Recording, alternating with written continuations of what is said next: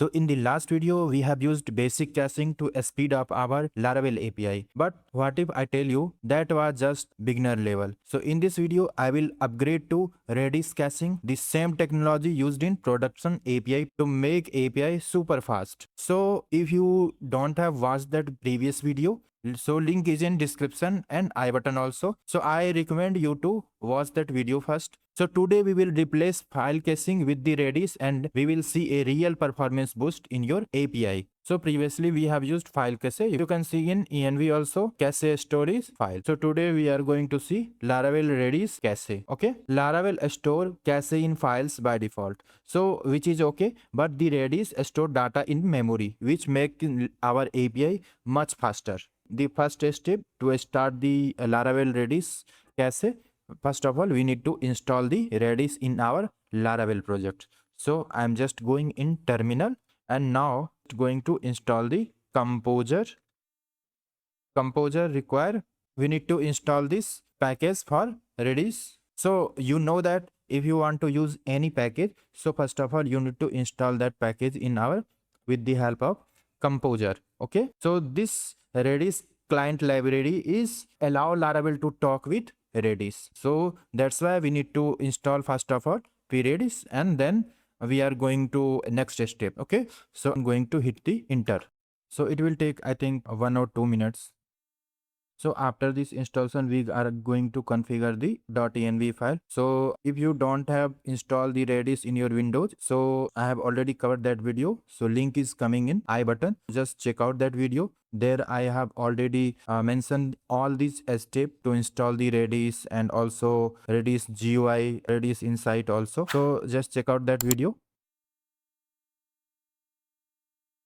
As you can see, now the installation is completely finished. Let's go in env file and we are going to set up the environment perfectly. Okay. So first of all, we need to change the cache driver. So everything is there already. Redis client is PHP Redis and Redis host is by default our local host and the port is 6379. Okay, and password is null. So everything is already configured in this env file. Now we need to use this. If in your env, if these things is not configured, so just configure these things. Redis client, we need to change this one also.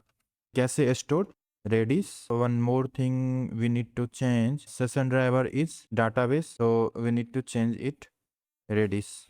Okay, so we need to change this session driver also and cache store also, and then all the other setup is also there. Do not need to change, but if in your env these things is already not there, you need to change this Redis client and this cache store and the session driver. Okay, so now let's go. Our env file configuration is done.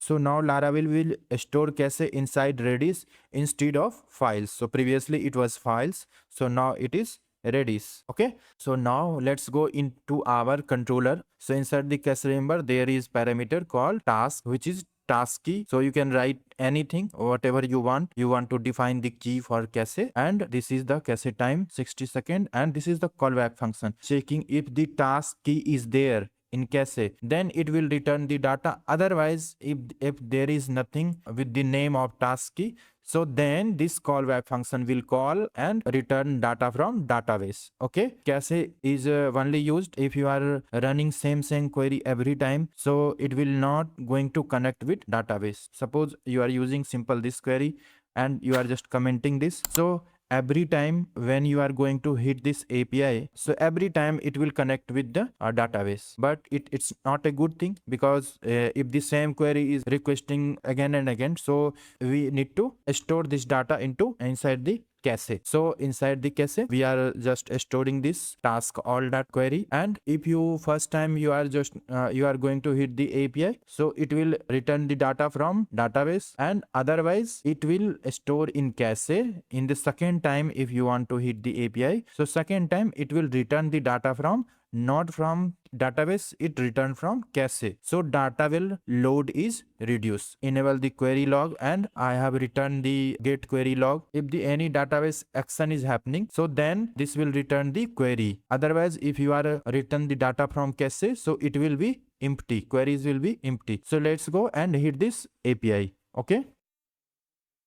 So now we will get the response from database. because it's first time when we are going to hit the API. So you can see inside the queries also we have written this inside the response. You can see queries, and inside the queries, if the any database action is performing, then this db get query log will store the database query. Okay, so you can see the database query is select star from tasks. Okay, so this is the query, but if again I am going to hit the API, so this query will be empty because there is no database action is there, because it's returning the value from cache. Okay, so I'm going to hit the API second time.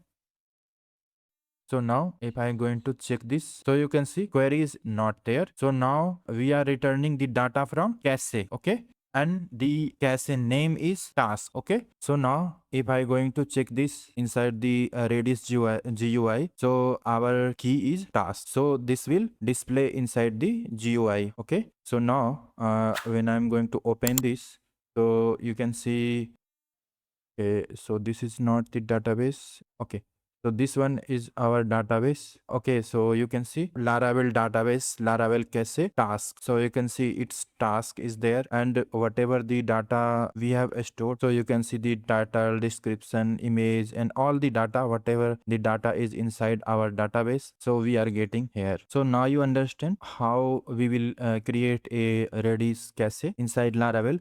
And one more thing I want to show you, the time difference also. Let me again, I am to remove this and run the config and cache also, and again hit the server, and now, and I'm going to hit the, so you can see the data is coming. 2 second total time is taking from fetch the data from database. But when I am again I am going to hit this, so it will reduce.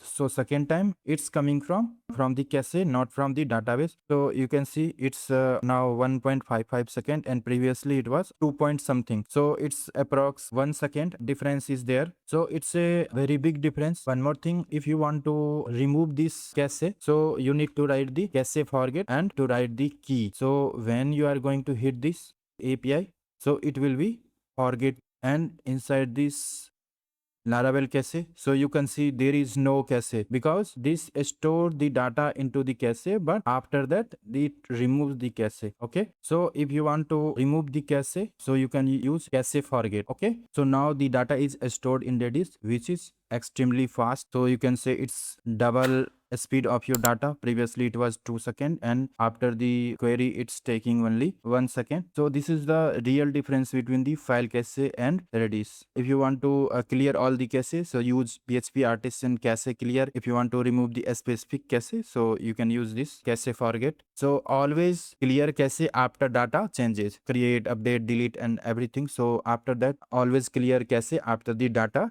changing, so that if the data is changed, so you need to clear the cache. So now your Laravel API is not just fast, so it's a production level. So in the next video we will test our API like real developer using feature test and Postman. So if this video is helpful for you, please like this video, subscribe the channel, and hit the bell icon to get latest updated video from my YouTube channel. Thanks for watching this video. We will meet in next video. Till then, take care. Bye.